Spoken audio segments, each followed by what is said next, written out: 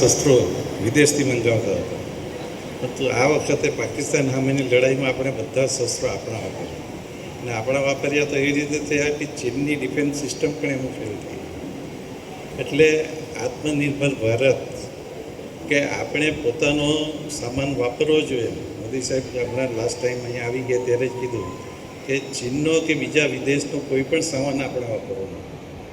આ બધી વસ્તુના આપણે વાહક થઈને આપણે લોકોને સમજાવવાનું છે કે મોદી સાહેબના જે વિચારો છે કે ભાઈ આત્મનિર્ભર ભારત એટલે આપણી વસ્તુ આપણા દેશમાં બને, આપણા દેશનો નાગરિક એ વાપરે. આપણે જોઈએ તો હમણાં ગણેશ ચતુર્થી આવે તો દરેક જગાએ ગણેશ પણ ચાઇનાથી હતો. તો આ બધી વસ્તુઓ માટે આપણે દેશભક્તિ જગાવીને આપણા દરેક નાગરિકના ઘરે જઈને આપણે એક એવો સંદેશો આપીએ કે મોદી સાહેબનું વિઝન